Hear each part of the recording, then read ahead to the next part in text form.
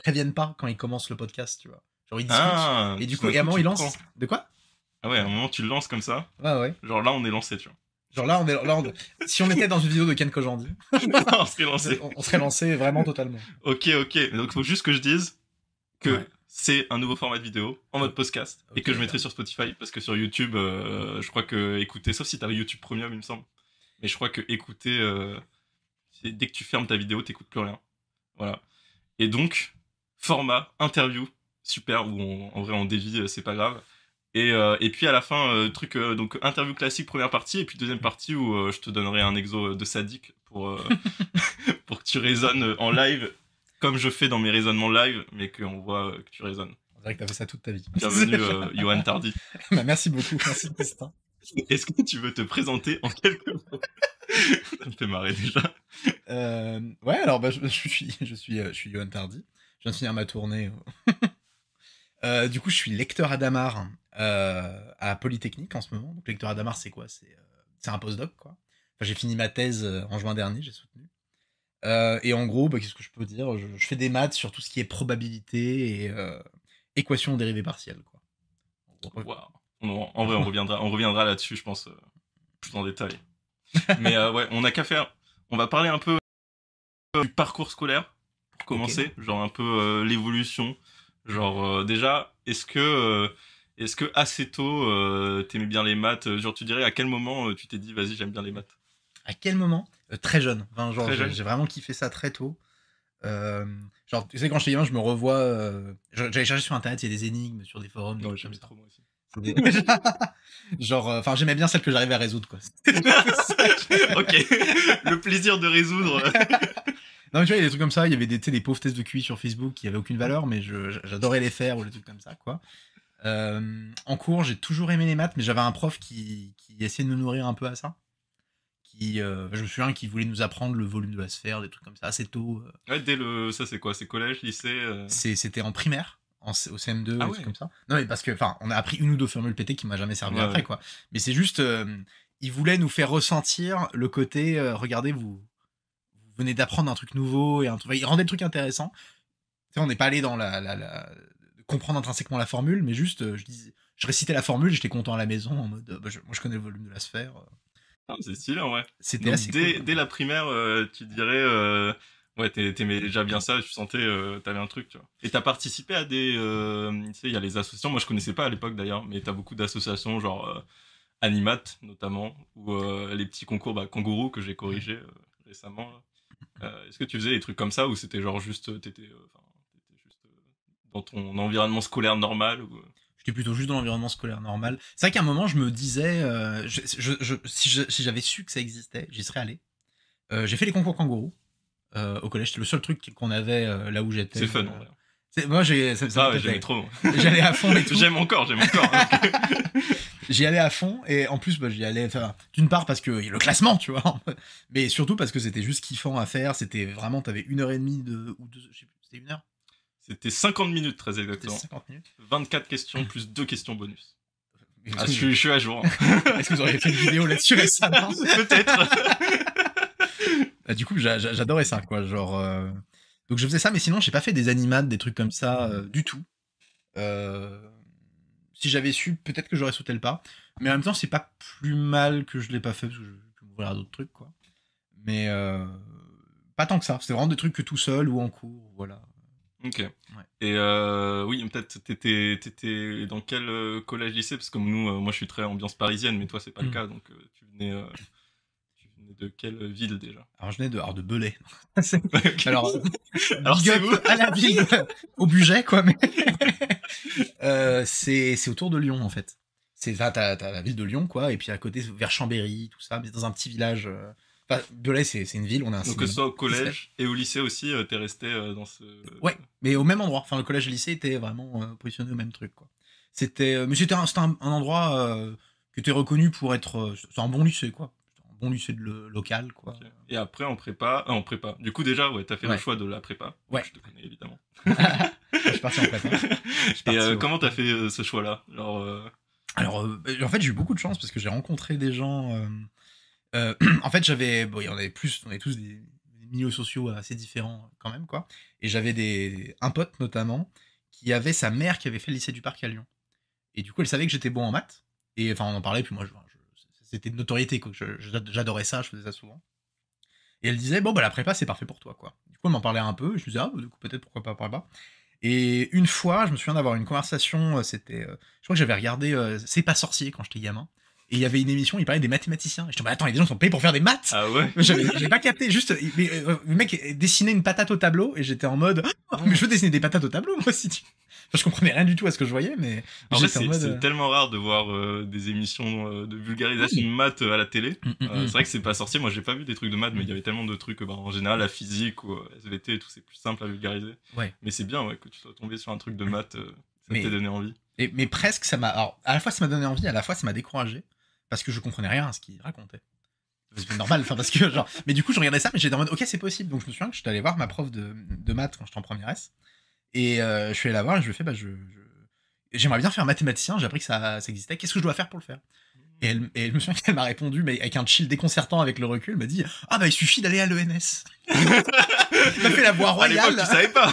Moi je savais pas, je suis bah ok, on va à l'ENS, alors c'est parti. Et après j'ai compris ce que c'était. C'est facile, c'est facile.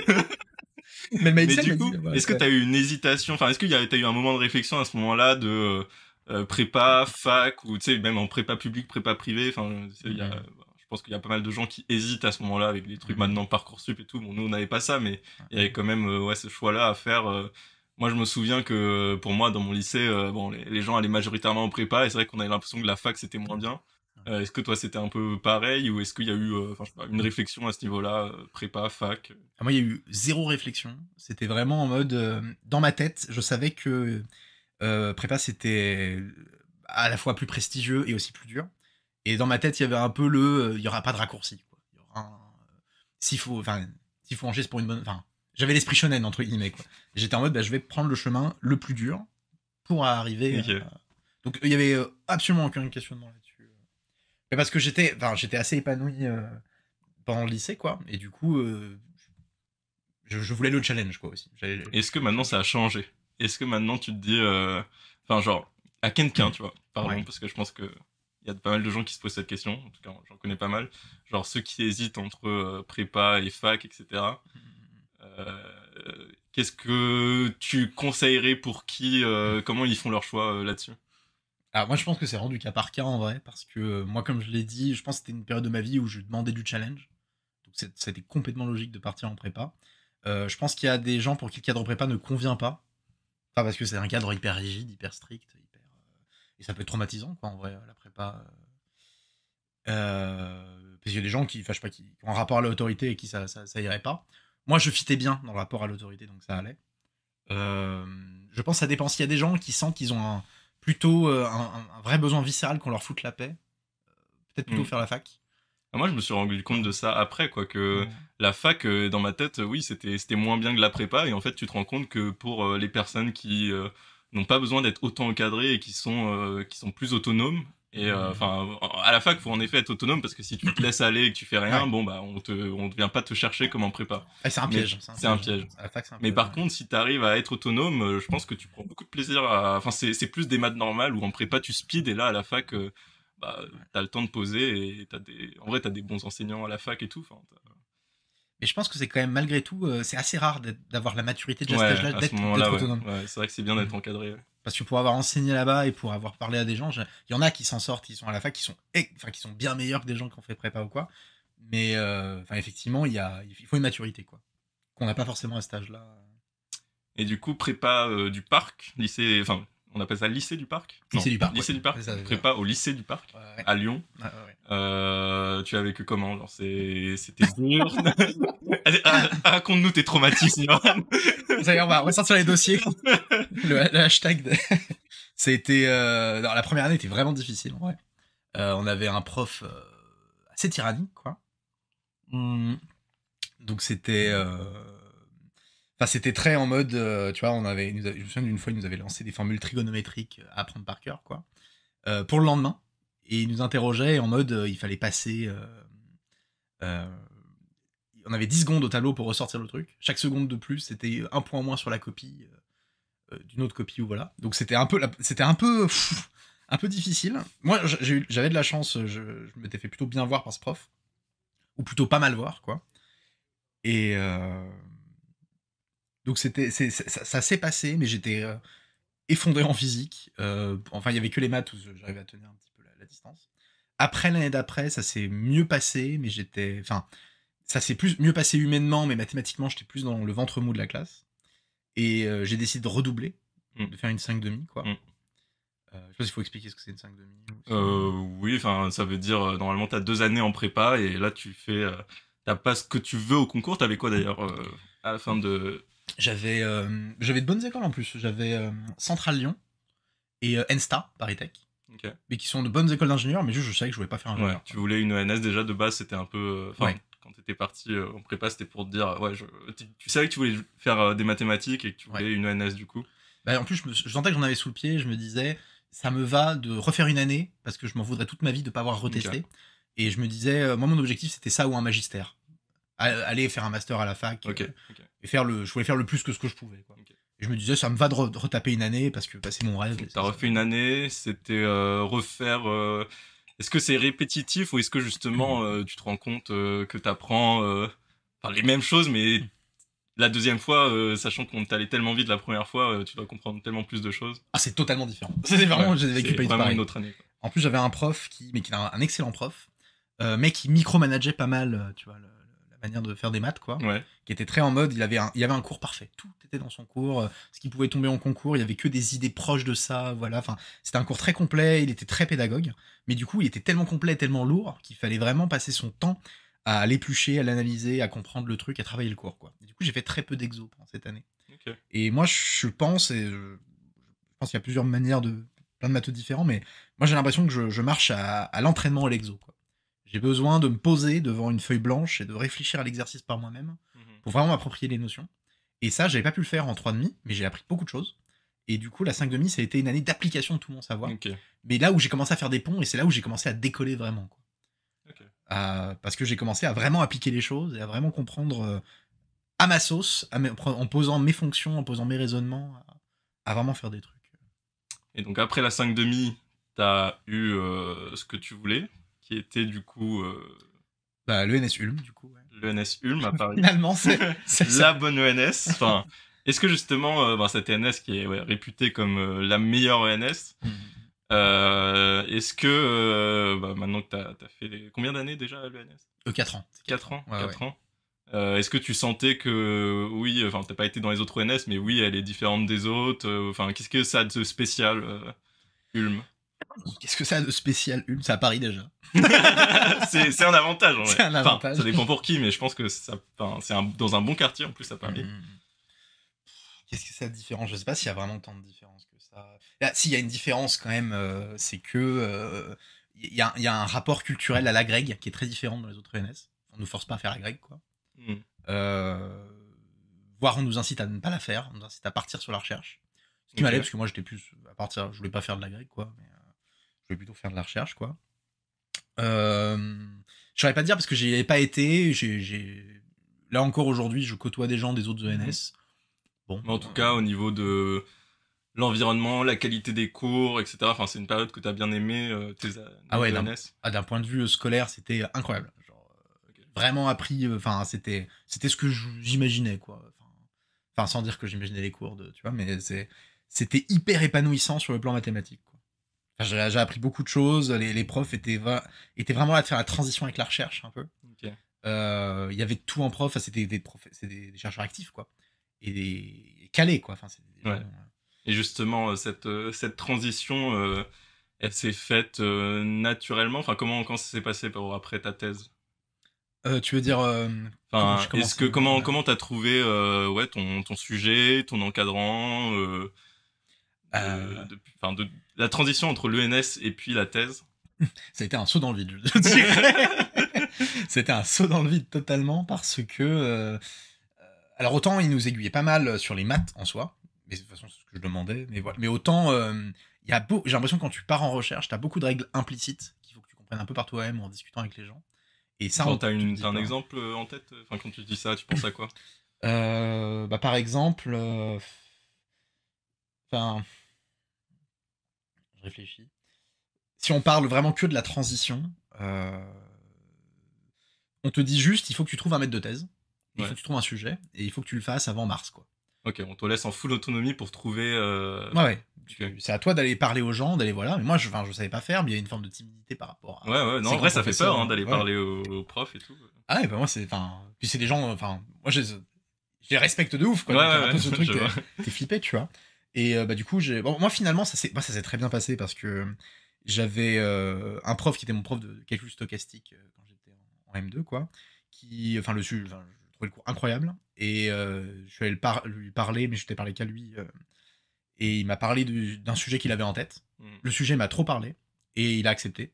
Et, du coup, ça s'est fait assez facilement, quoi. Mais, Ok, ouais, donc ça s'est fait en vrai pour moi aussi. Hein, voilà. naturellement, tu suis des cours de M2 et tu vas voir les profs des matières qui t'intéressent et si t'as de la chance, bah, tu t'entends bien avec le prof, il te propose un sujet qui t'intéresse. Et là, en l'occurrence, le prof de M2, du coup, c'était pas. Même si t'es à l'ENS d'Ulm, t'avais des cours autre part. Et là, enfin, si je vois bien de qui tu parles, évidemment, c'était c'était à Sorbonne, c'était Ouais, du coup à exactement. la fac, un prof à Sorbonne Université. En fait, t'as pas le choix. Quand t'es à l'ENS, tu fais tes premiers cours intégrés parce que en fait, c'est des cours assez généraux. Et du coup, bah, ils ont. Après, quand tu fais ton M2, bah, il y a trop de spécialisations différentes. Il y aurait un ou deux normaliens qui seraient dans chaque cours, tu vois. Donc, ils nous redirigent vers les facs. Donc, tu peux aller à Orsay, tu peux aller à Jussieu, tu peux aller à Dauphine, tu peux aller. Mais le M2, il se fait exclusivement dans les facs. Il n'y a pas de M2 à Mhm. l'ENS de maths, quoi. Et après l'ENS, on est d'accord que il y a deux voies possibles. Enfin, Ulm, t'as l'air de dire, voilà, c'est surtout la voie recherche. Et sinon, c'est en général, c'est recherche ou enseignement. Ou il y en a qui Euh, font des ENS et qui finissent par faire autre chose. alors, je crois que. Alors, ça, c'est la culture un peu à Ulm, c'est que il y a des métiers qui vont être très mal vus. Mais Le trading. le trading, les trucs comme ça va être très mal vu. Donc il y a un peu une sorte de soft power qui fait que les gens se.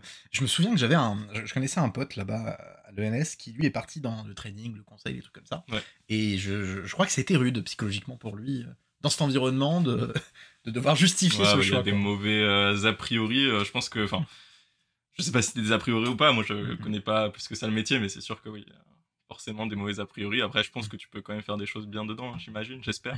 J'espère.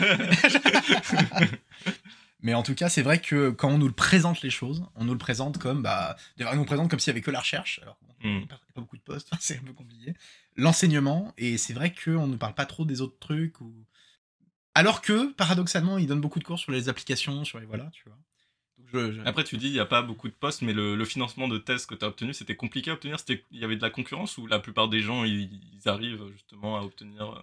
Alors, ce qui s'est passé pour moi n'est plus vrai aujourd'hui. J'ai eu un contrat avec la CDSN. C'est les contrats doctoraux normaliens, en gros. Donc, c'est quand tu es à l'ENS, à l'époque, la moitié de la promotion avait le droit à un contrat. Donc, ils prenaient sur dossier, ils prenaient les 20 qui leur parlaient le plus, à la fois qui étaient les plus prometteurs et qui étaient avec des encadrants prometteurs qui s'occupaient bien de leurs étudiants sur des sujets qui paraissaient prometteurs. Enfin, il y avait plein de paramètres à Ok. prendre en compte, quoi. Mais maintenant, c'est bon, c'est pour des questions, plein de questions politiques derrière, quoi. Il y a eu toutes ces bourses qui ont été un peu sucrées à l'ENS parce que, enfin, bon, je sais plus trop exactement les raisons, mais l'idée c'est que il y a un déséquilibre entre les différentes filières et du coup il y a d'autres filières qui ont vampirisé ces trucs. Enfin, Ok. je connais pas les détails du tout exactement. Et du coup, c'est passé de la moitié de la promo à peut-être un quart ou un huitième de la promo qui ont ces trucs-là. Donc maintenant, c'est un peu plus dur. Je connaissais des gens, des éléments qui étaient assez forts, qui s'inquiétaient d'avoir leur. Donc maintenant, il y en a plus qui doivent passer par le financement plus classique que les autres font avec Ouais. les écoles doctorales des universités ou des choses Ouais, comme ça. Ok. ouais. Ouais, enfin, je sens que j'avais des potes aussi, mais pareil, qui étaient pas mauvais, tu vois, mais qui devaient passer par la bourse de Polytechnique, les bourses Ok. de Sorbonne. C'est, je pense que c'est plus facile, ça reste aujourd'hui encore plus facile pour un normalien parce qu'il y a plus de moyens d'accès, Mhm. mais c'est pas évident non plus, quoi. Et donc après, ta thèse, donc 3 ans de Ouais. thèse. 4 ans, en vrai. 4 ans. 4 ans de thèse, Ouais, parce ouais. qu'il y a une pré-thèse, enfin il y a une Ouais, c'est ça. année J'avais fait qui une est pré- ta 4e année d'école normale. C'est ça. En fait, Quat- donc c'était une sorte d'année de thèse officieuse, quoi. Ok. 4e année d'école normale, tu commences déjà à travailler avec ton encadrant sur ton sujet. Et du coup, ouais, ça... Quelle expérience, c'était dur, beaucoup d'autonomie en thèse, qu'est-ce que t'en retiens? Ça a été une expérience shonen.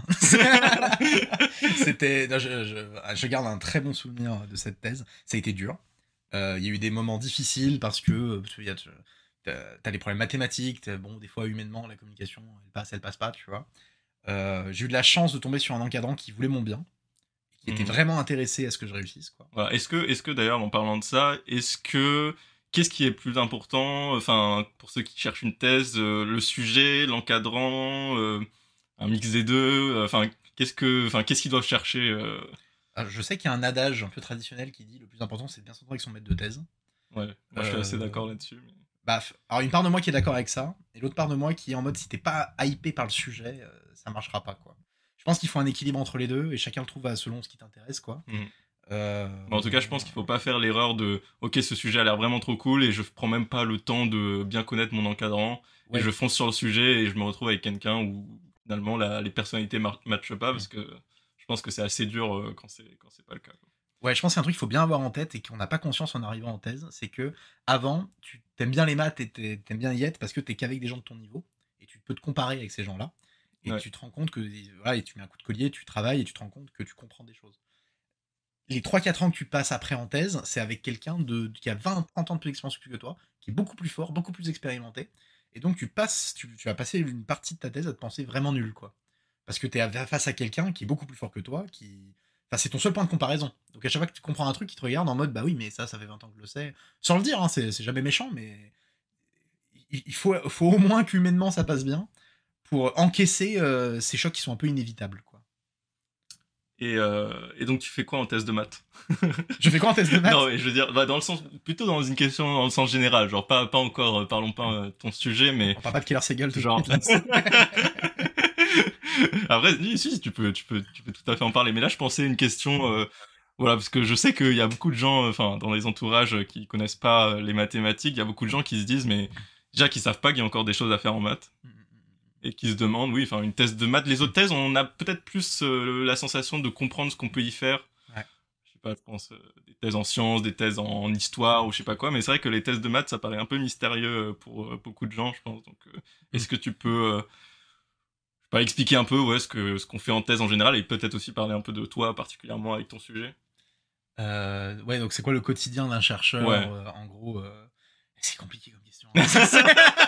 Écoute, moi-même c'est pas clair. Non, parce que j'en parlais avec quelqu'un récemment, je disais, mais j'arrive, même moi-même, j'ai du mal à dissocier le moi qui fait de la recherche et le moi qui est au chômage. Enfin, bah, en vrai, j'exagère de ouf, mais moi, je vais parler de mon vécu de thèse. Parce que chacun un peu a... En fait, c'est le chaos. En fait, ce qui est perturbant en thèse, et je me souviens d'avoir vu plein de gens qui l'ont très mal vécu, c'est que t'arrives et t'as 0 règle. Ouais. Et en fait, tu te rends compte que t'as besoin de règles pour ouais, c'est perturbant. Enfin, autonomie totale, quoi. Ouais, c'est ça. Et moi, je me souviens que j'étais arrivé et je me souviens que j'étais allé voir mon chef, quoi. Et genre, je lui ai dit, bon, du coup, pour les horaires de travail, on fait comment? Et il me regarde, il me fait, bah, tu regardes à quelle heure les gens viennent, tu regardes à quelle heure les gens partent, et tu arrives plus tôt et tu pars plus tard. Et je lui fais, je crois que t'as pas compris la question. Et du coup, mais réponse exceptionnelle. mais du coup, avec le recul, je sais qu'il était en mode. Je pense qu'au fond, ce qu'il voulait, c'est que je trouve mon propre rythme, quoi. Ouais. Mais et moi, j'étais en mode, mais donne-moi des ordres, en fait. Et du coup, bah, j'ai testé donc la première année. Je me réveillais peut-être à 10h, j'arrivais à 11h midi. Je partais tard parce que je culpabilisais de pas avoir travaillé. Ça, c'est le piège. Mais on est obligé de passer par là, j'ai l'impression, en début de thèse, c'est de. T'as un rythme pété, t'as l'impression d'être un alcoolique, et voilà. Et après, un jour, tu te réformes, et moi, le rythme qui me fait du bien, c'est que je me réveille pour arriver au taf à 9h. C'est pas trop tôt, mais ça reste quand même, c'est un effort, d'arriver à 9h. J'arrête à midi, je me fais une vraie pause. Pendant 2 heures, je mange avec des gens, et voilà. Et après, j'essaie de partir à 18h. Et qu'est-ce que tu fais de ta journée? C'est quoi une journée typique de thèse? Oui, parce que je suis parti sur... une journée typique, mais c'est difficile à décrire. En fait, t'arrives, tu t'assois, et tu réfléchis. Non, mais c'est bête à dire, mais oui, c'est ça. Hein. C'est vraiment ça. Bah, en fait, c'est... Ouais, en fait c'est très perturbant parce que je pense qu'il faut le vivre pour le capter, mais en gros, je vais essayer d'être assez Ouais. factuel sur. Si tu veux être assez concret avec ton sujet, peut-être, je sais pas, hein, si tu sens l'envie de parler de ton sujet à ce moment-là, n'hésite pas en tout cas. Bah, ce que je vais faire, ouais, je vais parler. Écoute, j'y vais au feeling. Genre, ce que je. Bon, il y a plusieurs étapes dans une thèse. La première étape, c'est te familiariser avec les notions que tu regardes, faire de la bibliographie, quoi. Ouais. Donc, bon, ça, c'est assez concret finalement. Ça, il n'y a pas trop de problème. C'est que tu lis les articles sur le sujet que ton maître de thèse t'a donné, parce qu'on ne lâche pas non plus totalement dans la nature, quoi. Et tu essaies de te familiariser avec ça, de comprendre, de voilà. Mais ça revient à lire des articles, quoi. Et lire des articles, tu essaies de comprendre, tu essaies d'appliquer. Enfin, ça revient à lire un bouquin de maths, ou voilà. C'est encore très scolaire. Et une fois que tu as assimilé un peu les choses là, on t'a posé une question, en fait, par rapport à ces connaissances. Moi, par exemple, j'avais une équation, un système de particules, des particules qui interagissaient. Je balance les termes techniques, hein, tant pis, mais Oui, t'inquiète pas. j'avais n mouvements browniens dans le plan, dans R2, et qui interagissaient avec une force en 1 sur x, quoi. Donc des browniens qui vibrent et qui s'attirent, avec la même force que des planètes s'attirent, quoi. Et la question qu'on m'a posée, c'est est-ce que les trucs rentrent en collision ou pas, et de quelle manière, quoi. Est-ce qu'il y a beaucoup de particules qui font des collisions ensemble ou pas? Est-ce qu'elles restent collées quand elles rentrent en collision? Voilà. Et bon, moi, il n'y avait pas trop de bibliographie sur le sujet ou quoi, et du coup, bah, t'es face à l'équation, et bah, il y a une question, tu sais pas du tout comment le prendre. En fait, tu je vois. pense ce qui est très dur dans la recherche justement on connaît pas avant de faire ça, c'est que oui, quand tu fais des exercices, t'as une question précise et tu sais que tu vas pouvoir y répondre en plus, alors que là, la question déjà est pas précise, et c'est un peu à toi de trouver, de la préciser et de trouver le chemin, quoi. Ouais. Alors moi, j'ai eu la chance d'avoir une question très précise. C'était les collisions, est-ce qu'il y en a, quoi, déjà. Ok. C'est déjà ça. Toi, par exemple, c'était peut-être plus flou que ce que j'avais eu. Toi, c'était très qu'est-ce qu'on fait sur un réseau non carré? Ce qui était... On parlera de moi une autre fois. Mais moi, si tu veux, ma question était très précise, mais on avait là où il y avait un gros degré de liberté et d'inconnu, c'est que mon chef avait pas vraiment d'idée de comment la traiter, cette question. Ouais. Il avait des idées en utilisant la fameuse théorie de Dirichlet, qui est imbitable. J'ai croisé une experte de cette théorie. Ça fait 20 ans qu'il utilise la théorie. Et je lui ai parlé, mais du coup, j'aimerais bien avoir ton recul sur. Et elle me dit, mais j'ai jamais rien compris. Ça fait 20 ans qu'elle l'utilise, elle a jamais compris la théorie de Dirichlet. Et du coup, il fallait trouver des idées. Voilà. Et en fait, vraiment, littéralement, les 2 premiers mois de ma thèse, ça a été écrire l'équation, l'effacer, réécrire l'équation, l'effacer. Et j'avais l'impression de rien faire de ma journée. C'était assez déprimant. Genre, je savais pas. J'ai essayé de faire des dessins, de comprendre ce qui se passait, de me poser des questions, mais rien. Et à la fin, je tournais comme un disque rayé sur des trucs. Je pense que dans le quotidien, du coup, il y a un peu ce truc de bah, tu te poses devant une feuille et tu sèches. Enfin, tu passes du temps à pas savoir, quoi. Ouais, en fait, il y a une bonne partie du temps, finalement, c'est ça, quoi. Ouais, et c'est frustrant, on se sent un peu coupable parce qu'on a l'impression de rien faire, quoi. Ouais, c'est ça. Alors qu'en fait, tu fais quelque chose, mais tu le sais pas et tu le vois pas. Et j'ai l'impression, et ça, c'est un truc qui m'impressionne vachement chez les anciens. C'est un truc que j'admirais beaucoup chez mon maître de thèse, c'est que. Enfin, tu vois, t'arrives, t'as un sujet, tu ne comprends rien, tu sais pas où t'en es. Et lui, il sait pas non plus, il sait pas plus que toi, mais il sait où t'en es dans le processus. Il a une sorte de. Et tu le sens à force de faire des maths que tu commences à l'avoir aussi. T'as une sorte de métavision de où t'en es dans un truc de maths. Là, j'ai attaqué un nouveau sujet pour mon postdoc, pour faire de nouvelles choses, quoi. Plus autour de l'entropie ou trucs comme ça. Et j'ai eu une phase de rien, mais j'ai pas angoissé, ou pas trop culpabilisé. T'as déjà vécu ça, et donc tu sais que c'est normal. Je sais que c'est normal d'avoir l'impression d'être teubé, de rien comprendre, de voir que des symboles abscons et que ça ne fait aucun sens. Parce qu'en fait, j'ai vu une vidéo sur YouTube récemment qui me disait, tu sais, quand tu mets une graine dans le sol et que t'attends qu'elle pousse, bah au début, tu vois rien. Mais parce qu'elle est en train de... C'était peut-être pas l'endroit pour faire méta. Non, très bonne analogie, non, mais ça parlera peut-être à des gens.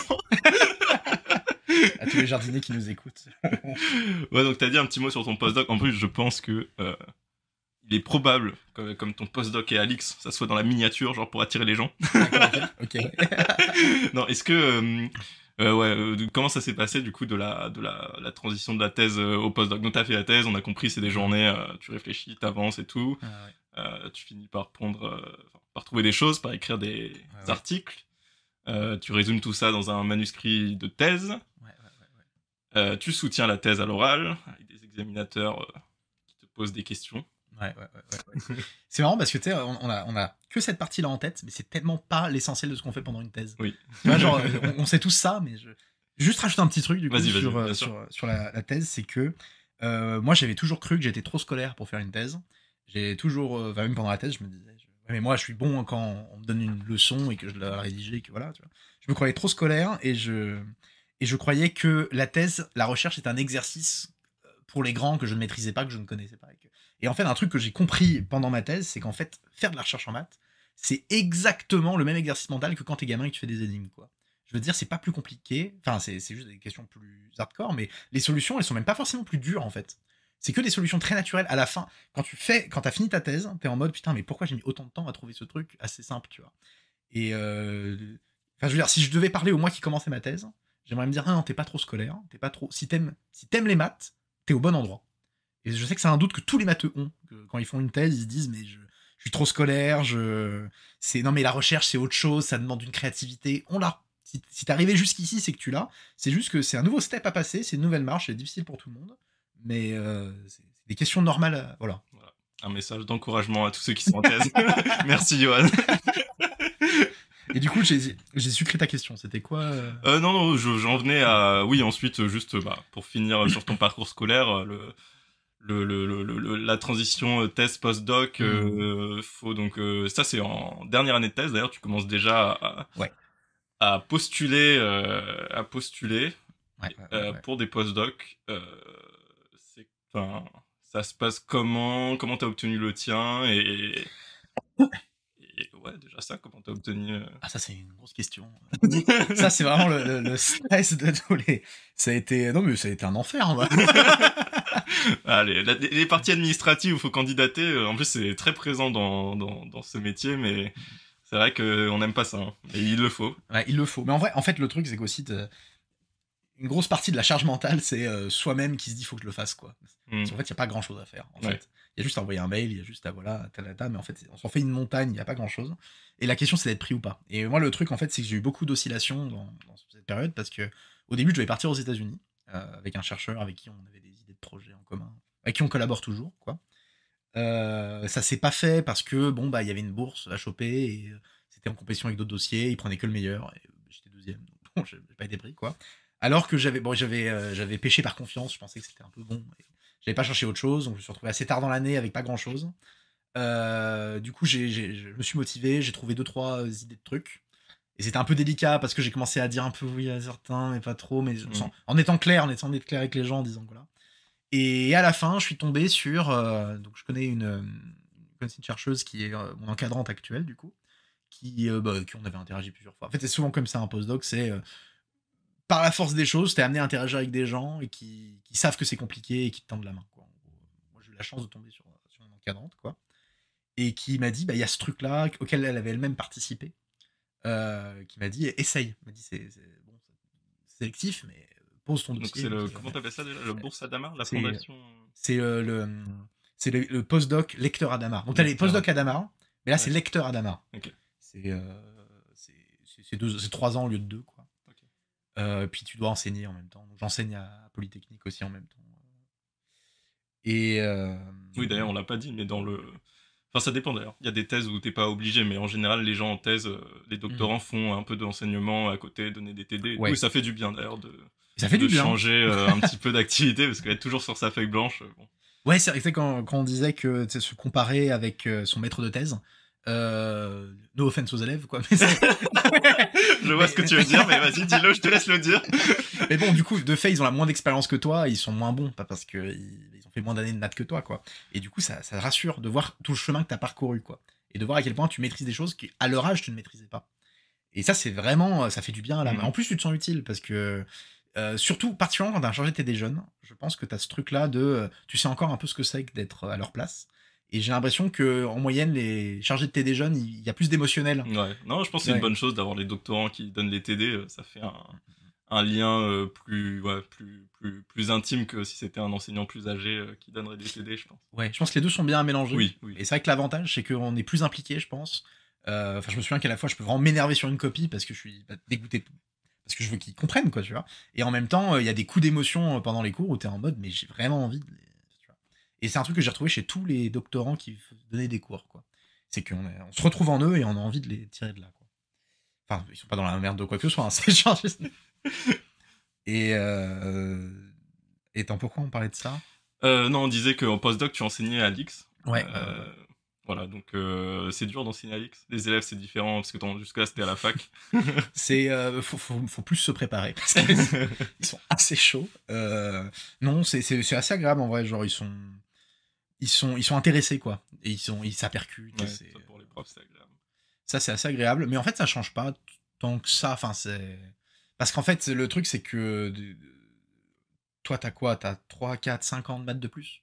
Et à un moment, ce que tu fais en L3 ou en M1, enfin, tout se tasse. Tu vois ça de très loin. Donc, en fait, alors, ce cours-là, il est quand même très dur. Parce que, genre... Qu'est-ce que tu donnes comme cours? Processus de Markov et martingale. Et vraiment, enfin, c'est un cours, mais c'est... le responsable de l'UE nous a donné un examen qu'on devait faire en avance pour évaluer la difficulté du truc. Et c'était impressionnant parce que le directeur qui est pas un guignol, hein, c'est vraiment un mec qui est très qui est très chaud qui est reconnu dans le domaine et a raison, quoi. Il ne comprend pas l'examen. Enfin, je veux dire, on comprend le ligne à ligne, tu vois. On sait tous faire l'examen, il n'y a pas de souci, ou on bloque sur des questions, mais voilà. Mais personne, dans tous les enseignants de cette UE, ne comprend l'intuition. Parce que apparemment c'est tiré de domaines de sujets de recherche de Yuval Perez. Non, mais des fois c'est bien de donner des choses comme ça aux élèves, comme ça tu te dis peut-être, qui sait, quelqu'un va comprendre et va apporter des choses. Hein.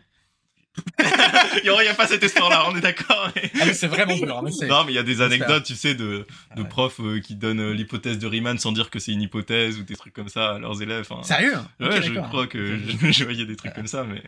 Parce que on sait jamais. Faut jamais dire qu'un problème est ouvert, qu'on sait pas faire. Faut toujours donner. Et l'élève, avec son regard nouveau, s'il se met pas la pression de... Enfin, s'il se dit oui, c'est possible, on sait jamais, tu vois. J'avais un prof à ES qui faisait ça, en fait. C'était Raphaël Serre, il faisait ça au cours de proba. Et c'était un peu hypant, parce que t'avais l'examen. Il disait, ne touchez à la dernière question que si vous avez fini l'examen intégralement. Parce que toujours des malins qui, tu vois. Et la question, c'était une question sur lui-même. Il travaille depuis 20 ans. Il a pas d'idée. Enfin, il a essayé plein de trucs dans sa vie. Et des fois, questions vraiment difficiles, ouvertes et tout. Et il la pose chaque année. Il dit, si vous avez des idées, même n'importe quelle piste, même infructueuse... Et il cherche des idées à ce moment-là. Non, mais c'est une très bonne méthode, j'approuve.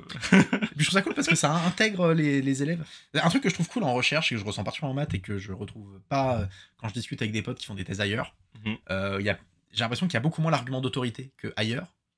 Dans le sens où, en tout cas, moi je l'ai ressenti avec mon maître de thèse, il y a un côté. C'est pas bien qu'il y ait quelqu'un de plus expérimenté, voilà, mais le plus expérimenté n'a pas le monopole de la vérité. Bien que, en vrai, en pratique, si. Mais il y a un peu le côté, j'ai l'impression, en maths, où t'es complètement légitime à dire un truc et à dire c'est faux, ou à dire moi je pense que c'est vrai. C'est ça qui est agréable avec les maths. Et j'en profite pour faire la transition sur l'autre sujet, parce que là, donc, on a un peu parlé du parcours scolaire. Maintenant, on va parler un peu des maths en général. Okay. Et donc, en réagissant à ce que tu dis, qu'est-ce qui, toi, te fait aimer les maths bon, c'est une question un peu vague, mais... Ouais, est-ce que c'est justement l'aspect que tu peux tout vérifier? Est-ce que, je sais pas, c'est l'aspect jeu? Parce qu'il y a beaucoup de gens qui voient ça comme un jeu. Qu'est-ce qui, toi, te fait aimer les maths? Je vais peut-être faire plein de réponses, mais... alors déjà, effectivement, il y a un truc qui est rassurant quand t'as un truc qui... c'est des bases un peu stables, quoi. Je dirais que le truc qui me fait vraiment kiffer, c'était quand tu regardes une série Netflix. J'adore tes analogies. Tu regardes une série Netflix, tu vois, genre une série, tu sais, quand tu regardes Shutter Island, je crois.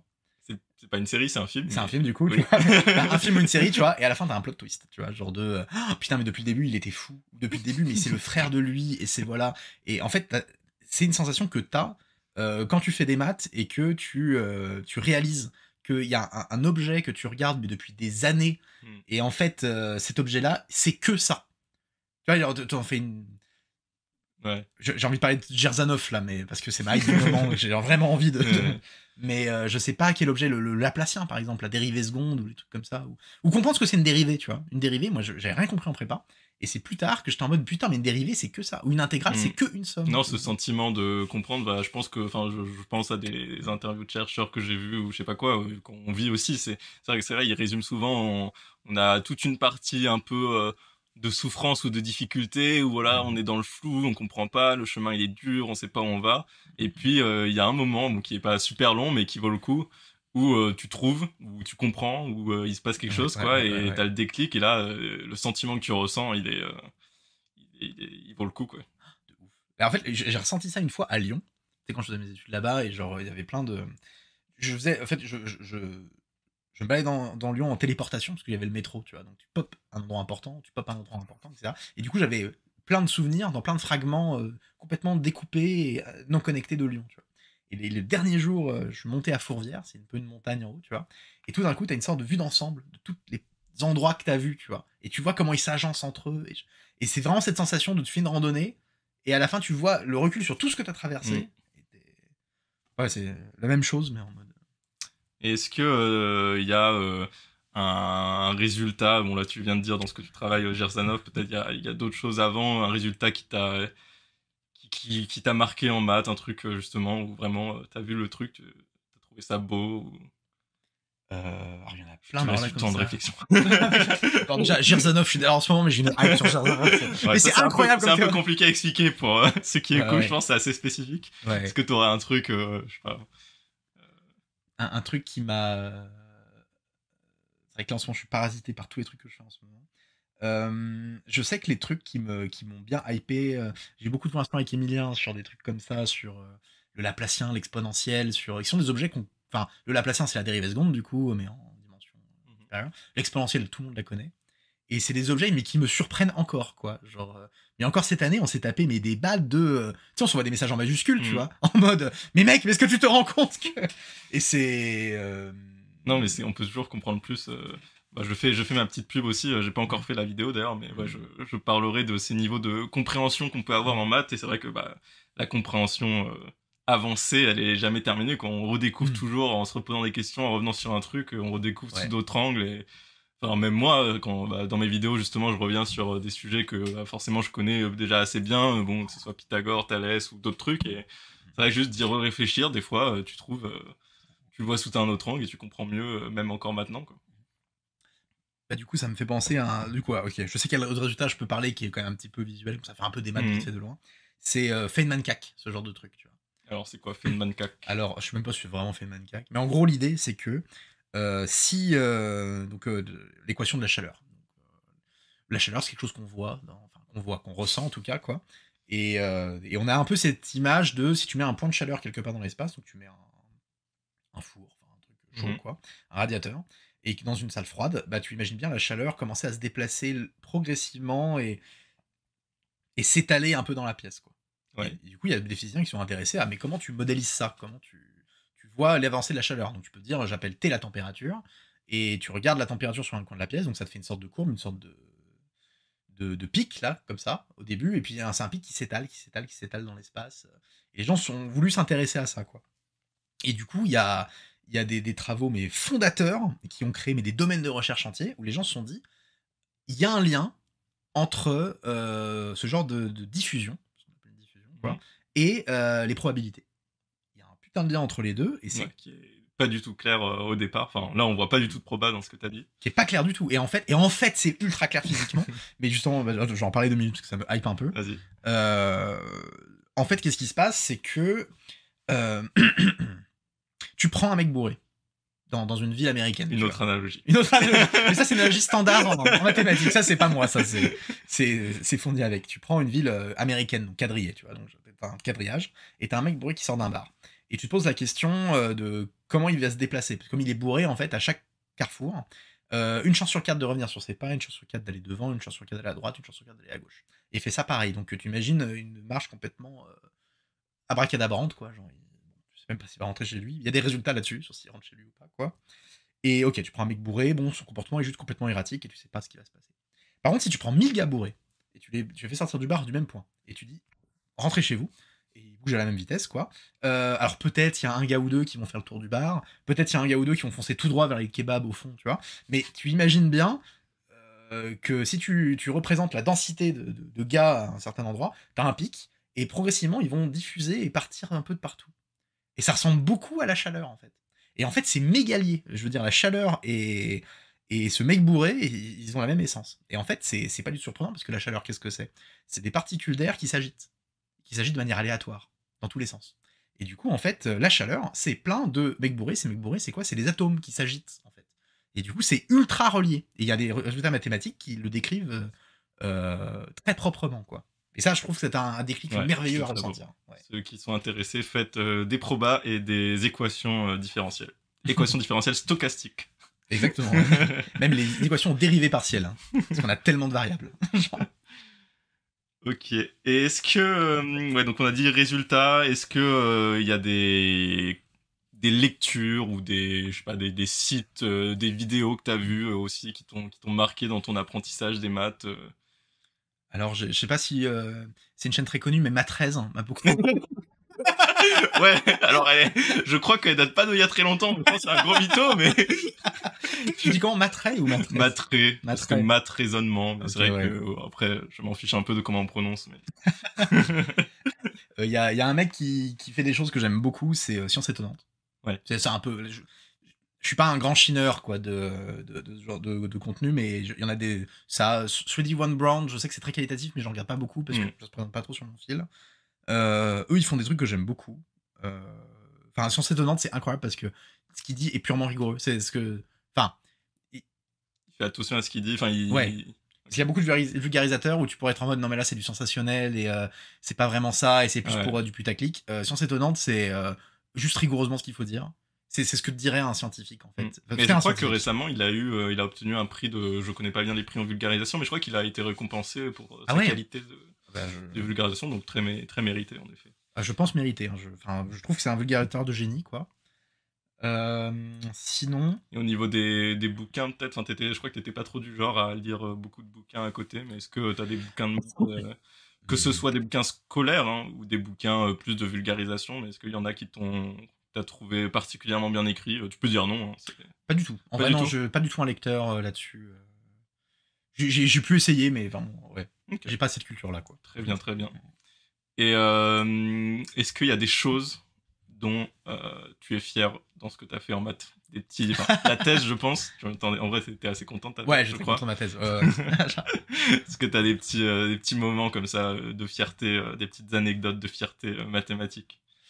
Ah oui, j'ai plein de trucs. Ouais, oh là là, mais ça va peut-être pas faire 2 heures pour pas donner des comptes de suite. Choisis-en une. Désolé. Un truc donc c'est difficile de choisir, mais en gros, j'ai envie de dire 2 trucs quand même. Vas-y, dis 2 trucs. Enfin, de nature différente. Tu es autorisé. Ok. Il y a le truc dont je peux faire, c'est mon résultat un peu phare de ma thèse, quoi. Ouais. Sur les collisions de Keller-Seigel et tout. C'est un truc qui n'était pas du tout connu. Et enfin, on a réussi à mettre ça dans une très bonne publi. Et ça a été, et je pense que c'est un résultat qui n'a pas été volé parce que c'est vraiment des idées que je suis allé chercher en moi, quoi. Enfin, ça a vraiment été. J'ai cherché des inspirations en me disant, ok, physiquement, qu'est-ce qui se passe? Enfin, c'est vraiment des idées personnelles et c'est des maths comme je voulais en faire. C'est-à-dire que j'avais plusieurs papiers, des papiers où c'était plus des idées de mon encadrant que j'ai réussi à adapter, que voilà, mais ça n'est pas vraiment de moi. Là, ça venait de moi, c'est mon papier le plus intéressant. Enfin, ça venait de moi, vraiment de l'aide de mon encadrant, mais c'était une vraie collaboration. Et il y a vraiment une sensation de putain, j'ai créé un truc, quoi. Et t'as apporté quelque chose. Ouais, voilà, c'est pas juste un titre qui. J'ai vraiment fait des maths et c'est des moments qui ont été kiffants et ça vient sur le deuxième truc que je voulais dire, c'est qu'il y a une fierté de prestige, quoi, entre guillemets, j'ai l'impression d'avoir fait un truc stylé, quoi. Et par ce truc stylé, le chemin qui m'y a amené, c'est des moments à rester au taf jusqu'à 20h, 21h. Et la fierté, pas d'avoir cravaché, mais la fierté que c'était un plaisir de faire ça. J'ai eu des moments, et je me force pas à le faire, mais il y a des moments où naturellement, je suis là en mode, je suis une petite moue de on a envie de rester 2 heures de plus là. Et t'es là, t'es au tableau, t'es seul dans ton bureau, et il fait nuit, et tu fais des maths, et c'est des bons moments d'émotion, et je suis fier d'avoir un taf où je peux avoir ces moments d'émotion tu restes jusqu'à tard, et tu te dis, putain, je suis à ma place. Je suis à ma place de... je fais des belles maths où tu parles à des gens, et tu partages des déclics que t'as, et t'es en mode, là, putain, ce métier, il fait sens, et enfin voilà. Fierté des résultats qu'il y a, et fierté d'avoir trouvé un truc dans lequel ça fait sens, et je suis épanoui, quoi. Alors, c'est clairement un métier de passion, hein, de toute façon, hein, vu comment on est payé. Hein.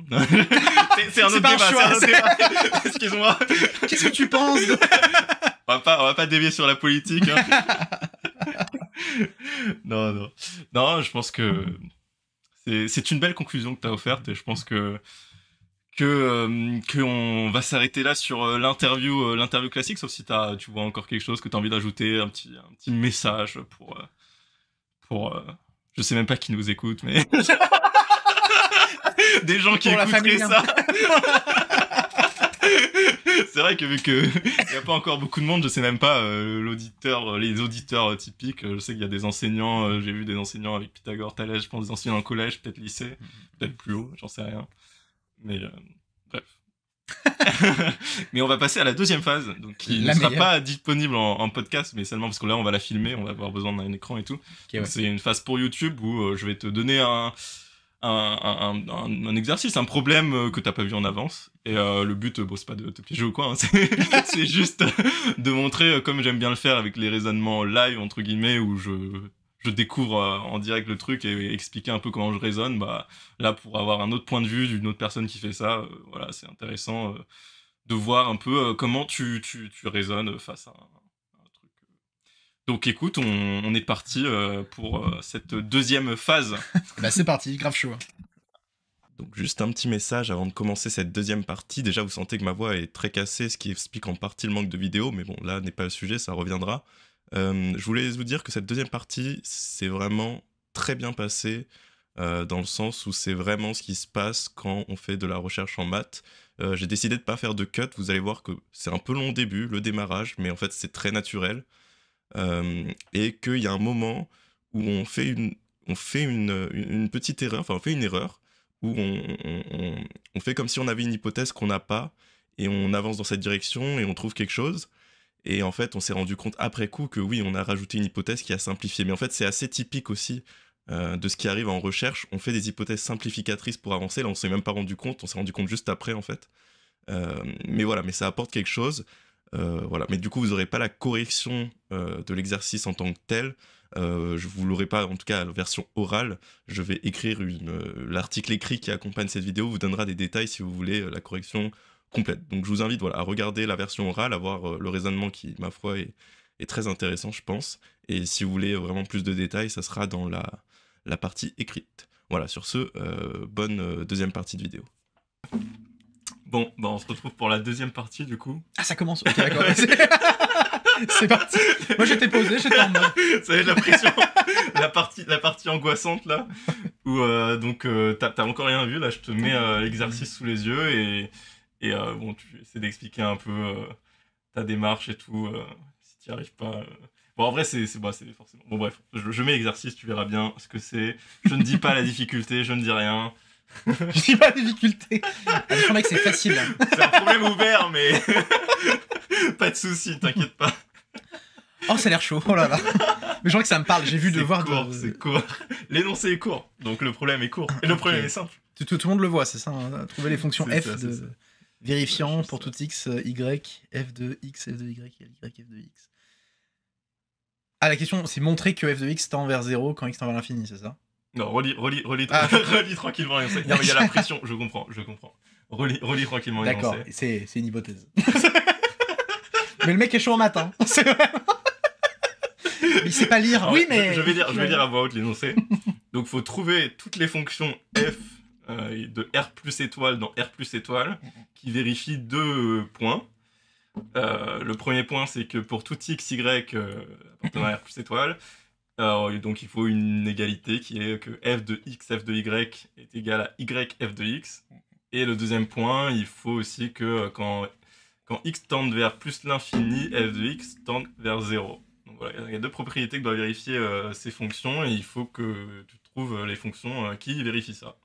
C'est ce qu'on appelle un exercice d'équation fonctionnelle. D'équation fonctionnelle.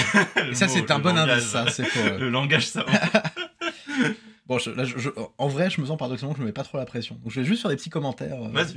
Déjà, f de R étoile plus dans R étoile plus, c'est qu'il y a une exponentielle quelque part. Okay. Genre, alors, peut-être pas exponentielle, mais tu vois, ça donne envie de prendre le log de quelque chose à un moment, je sais pas trop, tu vois. Donc, je garde ça en tête. Ça me fait penser aux exercices f de x plus y, c'est f de x fois f de y, ou des trucs comme ça, tu vois. Ah, c'est déjà intéressant parce que tu vois, moi, c'est Moi, j'aurais pas vu ça du tout. Enfin, c'est pas. Oui, enfin, c'est intéressant, tu vois. Chacun. C'est pour ça qu'on fait ça aussi. Hein, c'est pour voir comment chaque personne raisonne, vu qu'on n'a pas la même façon. Mais, ok. Non, c'est un bon point. Ensuite, qu'est-ce que je voulais dire? C'est que. Alors, moi, bon, ce genre d'exercice, déjà, j'ai envie de particulariser sur des valeurs. Tu vois? Alors, au début, je pensais 0, mais en fait, 0, c'est pas possible. Mais ça aurait été cool. Tu prends par exemple x ou y égale 1, ça doit faire des choses, je pense. Tu prends Ok. x égale 1 déjà. On essaye. X égale 1, ça fait. F rond f de y, c'est y f de 1. Et Dans f de ces 1. moments-là où je me rends compte que j'écris bien, mais. Ok. Donc tu chies sur tes invités. C'est bien noté, écoute. Bon, on peut revenir à... oui, bien sûr, non, mais très, très intéressant, oui. Ok, non, effectivement, faut que je m'applique un peu. Donc ça, c'est une identité qui dit beaucoup de choses déjà. Hein. F rond F, c'est à peu près l'identité. Tu vois, si tu prends Y...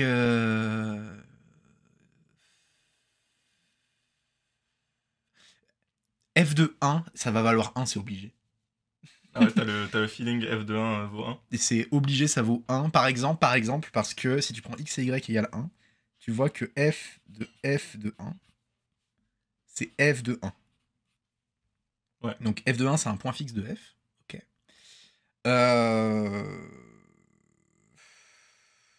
Bon. De toute façon, bon. Ma stratégie, pour l'instant, c'est de picorer tout ce que je peux picorer. Donc il y a cette relation, et j'avais dit, qu'est-ce qui se passe si on prend y égale 1 ça fait f... Ah, c'est peut-être plus intéressant, ça aussi. F de x fois f de x1 égale f de x. C'est marrant parce que 1, il agit un peu... Ok. Tu vois, là, ça se donne envie de dire que f de 1 égale 1, quand même. Ok. Ça pourrait être peut-être... Et on sait que f tend vers 0 quand x tend vers l'infini. Ouais. Et pour l'instant, on voit pas trop ce que ça apporte. Pour l'instant, t'as surtout utilisé le premier truc, hein, ce qui est, je pense, le réflexe normal, et qui, je pense, est bon. Alors...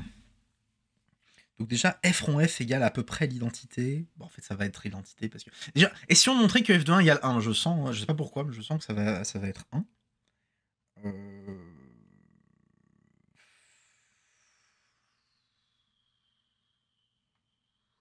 De toute façon, s'il y a des blancs, c'est pas grave, il y a des cuts. Non. Je me débrouille. Donc, ok, donc f a un point fixe, ok, il va de R plus étoile dans R plus étoile.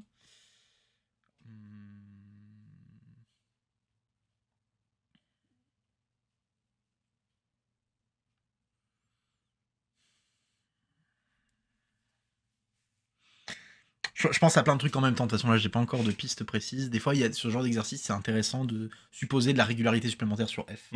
Tu vois, dire j'ai envie de dériver cette équation par rapport à un paramètre, je sais pas. Bon, vas-y, je tente, je dérive par rapport à x. Et ça va faire f de y, f' de x, f de y. Si je dérive par rapport à x. Ouais. Ça va être y, f' de x. Okay. Et si j'arrive par rapport à y, ça fait que f de x. Là, fais gaffe, faut écrire... Peut-être fait... Ah oui, pardon. Comme ça, voilà, magique. Oh, pas mal. Ok, d'accord. F de x. Donc si je dérive par rapport à y, f de x, ça fait f' de y, f' de x, f de y. Ok. C'est pas très beau. C'est pas très beau, ouais.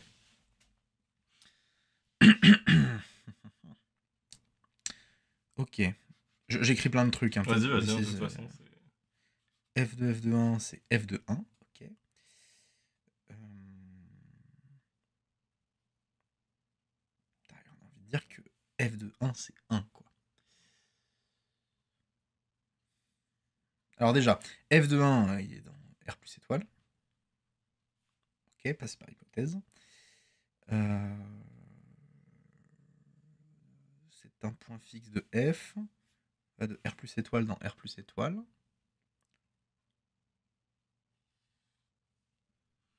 Pas trop d'hypothèses de monotonie ou de trucs comme ça sur f, quoi. Et on sait que f rond f de y, c'est y f de 1. Qui est positif, déjà quand même. Ça me dit quelque chose. Ah, attends, peut-être qu'on peut itérer ce truc. Si je regarde f itéré 2n fois de y. Ok. Ok. Si je regarde f itéré 2n fois de y, ça fait... Ok, j'y vais doucement. Je crois aussi. Ah oui, tu peux continuer à baisser. Attends, tu me fais découvrir des trucs sur ma tablette. Bah écoute, Après, tu peux changer de page aussi un moment. tu m'appelles quand tu veux.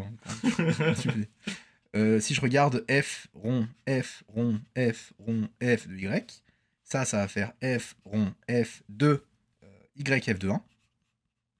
Ok. Ouais. Mais ça, c'est un y tilde, quoi. Et donc ça fait y tilde f de 1.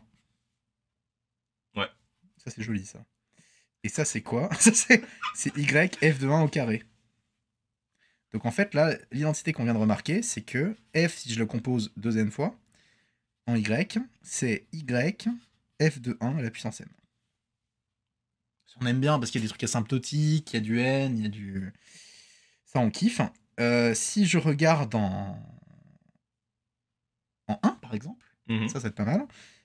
Bah ça, pour y égale 1, ce machin-là, c'est égal à... c'est constant, c'est f de 1, quoi. Ouais. Parce que j'itère, et ça vaut... Ok, ça vaut f de 1. Et ça vaut f de 1 à la puissance n. Et c'est vrai pour tout n.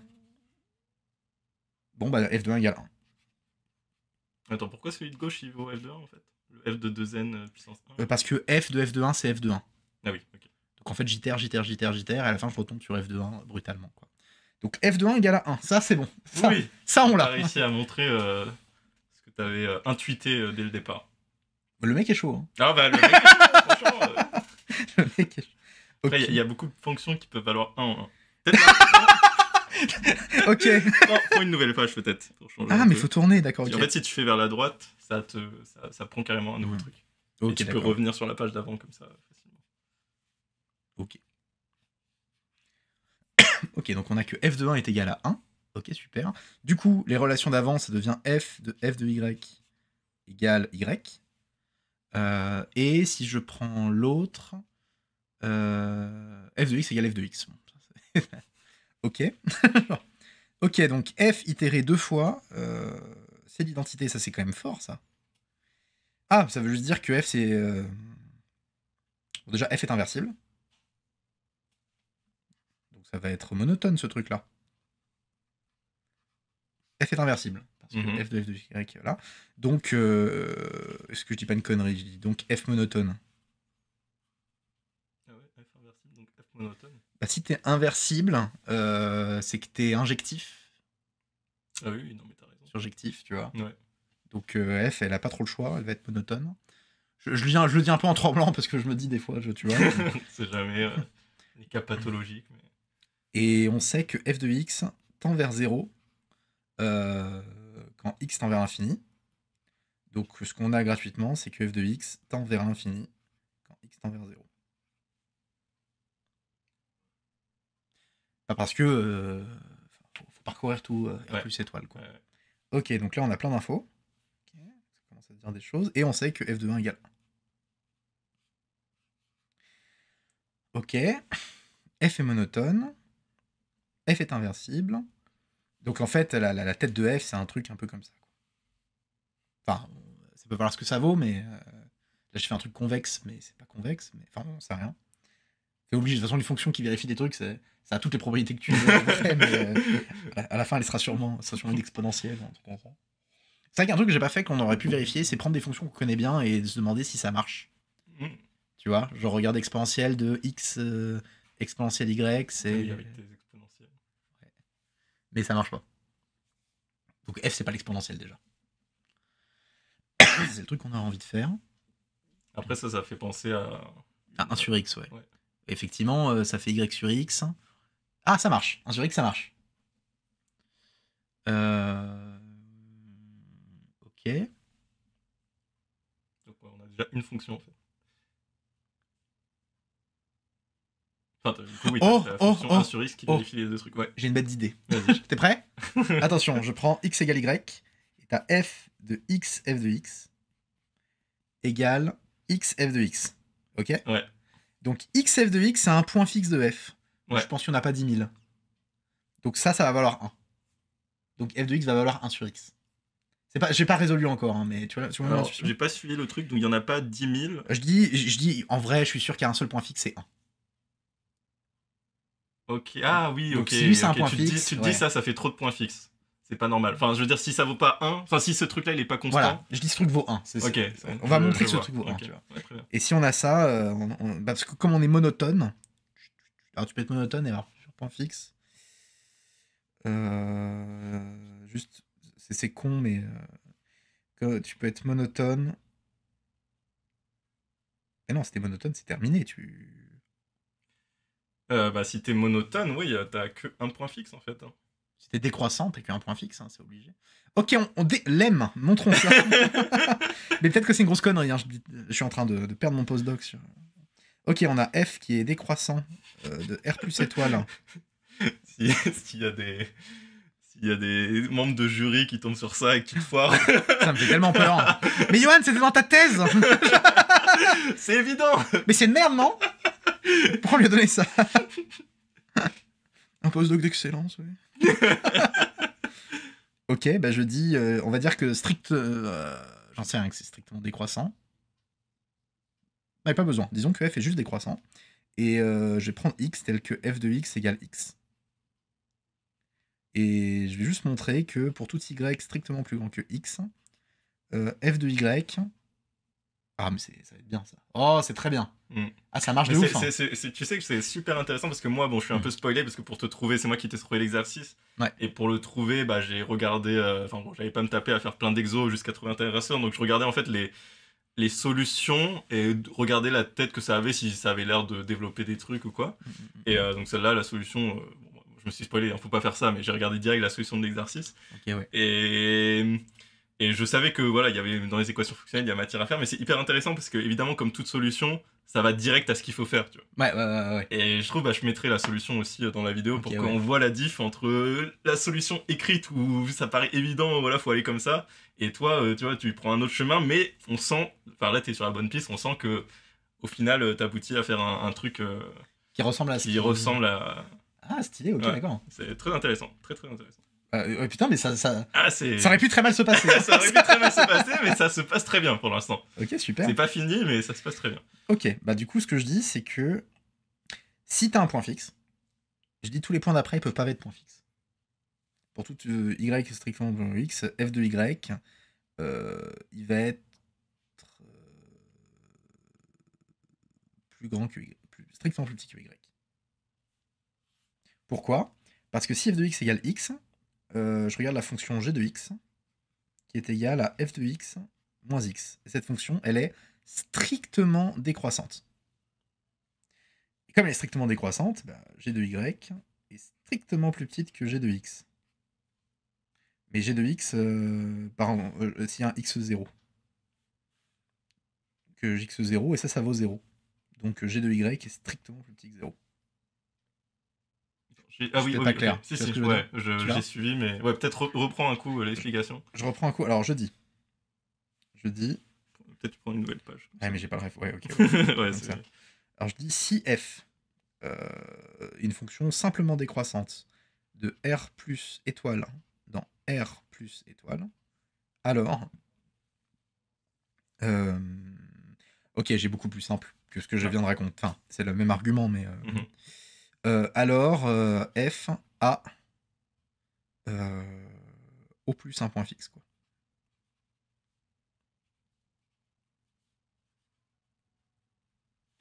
En effet, je pose G, qui est f moins l'identité.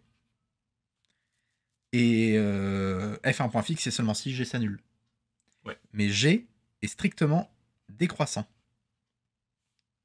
Donc, G s'annule. On a le strict et le f était juste décroissant, là on a le strict parce que tu fais moins l'identité et donc ça fait un strict. Ouais. C'est ça. Donc G s'annule au plus une fois, quoi. Donc, d'où le résultat, quoi.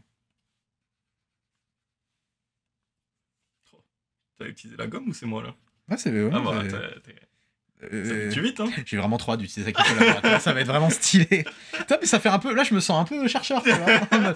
J'ai dit ça en conf là récemment, il y a 2 semaines. Comme ça, on a un peu l'impression d'être chercheur. Ils m'ont regardé en mode Miwan, tu es un chercheur. On l'a toujours pas réalisé. D'où. Ok. Bah attends, mais on a quasiment fini là. Attends, je dis F. Donc en fait, F il a un seul point fixe. Ouais, et tu l'as trouvé. C'est 1. Et du coup, XF de X égale à 1. Donc, f de x, c'est 1 sur x. Il n'y a pas le choix.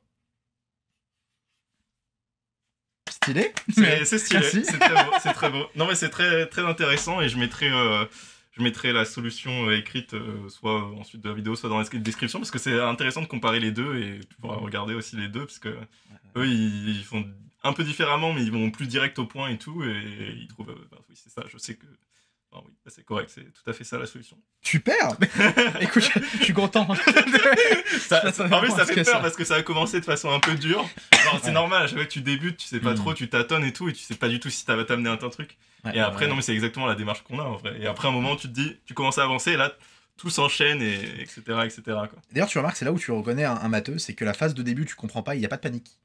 C'est en mode, mais je comprends pas quoi. Enfin, moi je paniquais pour toi parce que... Ok. Moi, il y avait un peu de panique. Parce qu'il y a une vidéo derrière, là, il y a des trucs à... Mais c'est vrai qu'au début, t'es en mode, bah oui, je comprends pas, mais c'est normal, c'est le début. Quoi. Oui. Non, c'est le début, tout à fait. Non, mais félicitations, je suis très fier de toi, Johan. Merci beaucoup. Et voilà, bah, ça conclut, c'est une excellente conclusion de vidéo, et c'était un plaisir de te recevoir. C'était un plaisir partagé. On s'est bien amusé, en tout cas. Enfin, moi, je me suis bien amusé, et je pense que... J'ai grave kiffé aussi. En plus, c'est vraiment cool ce genre de... Parce qu'il y a une petite adrénaline, tu vois, et genre... Même moi, j'ai vécu l'adrénaline, hein, même en tant que spectateur. Je suis là, mon Dieu, vas-y, Johan. Est-ce qu'il va y arriver? Mais en vrai, tu m'as un peu indiqué, tu m'as dit, ouais, mais il y a aussi... Et j'ai compris que tu voulais parler de la fonction 1 sur X. Ouais, non, mais je voulais pas... Oui, non, mais... En vrai, franchement, j'ai quasiment rien... Très peu donné d'indications, quand même. Il y a juste le... ouais, en plus, ouais, bah, je disais, ah bah tiens, on peut tester les fonctions. Ouais, mais non, ça marche pas. Je vais quitter l'enregistrement.